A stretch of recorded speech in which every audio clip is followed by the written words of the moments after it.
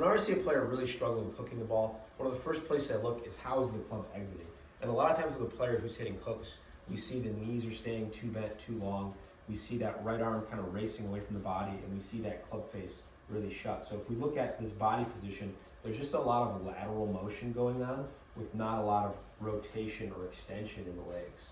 So if we look at that from the face-on view, right, club's usually in a pretty good position here. Knees kind of bend too long, hips slide forward too much, body stays closed for too long, and the arms kind of swing away from the pivot with a lot of that forearm rotation.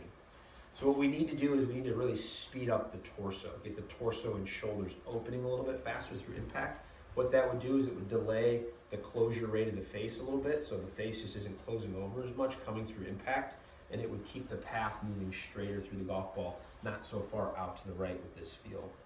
A great way to do this is what I've heard called the Tommy Fleetwood drill. He's described trying to control his face and path by just hitting little shots where he just keeps his arms super straight into these shorter follow-throughs. Essentially what that does is it just allows the arms to work more with the pivot, more with the torso and the follow-through. A lot of times when I'm doing this drill myself, I'll put an alignment stick on the ground just as a reference point for how I want my hands to be working through impact, where I feel like my hands are just kind of exiting more along that and finishing with my arms straight, and then into the follow-through with my torso more open. Anytime we're working on a new feel, we would want to do some shorter, more controlled rehearsals as we're making that movement, right? Feeling like I'm straightening the left leg as I move my hands kind of around my pivot by turning my torso open faster, and then just hitting some short shots with that feel.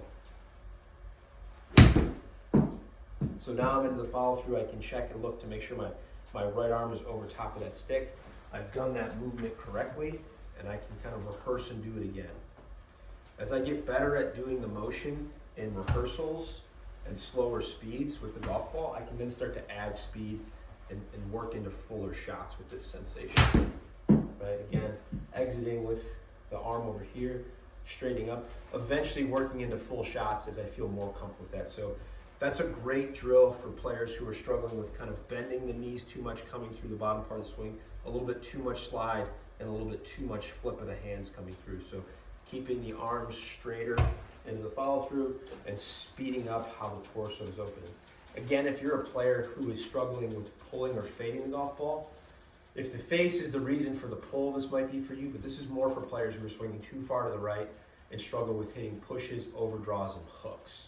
That player will tend to have a look through impact where the arms kind of race away from the body, the club face closes too much, and then the shaft exits very, very high here into the follow through.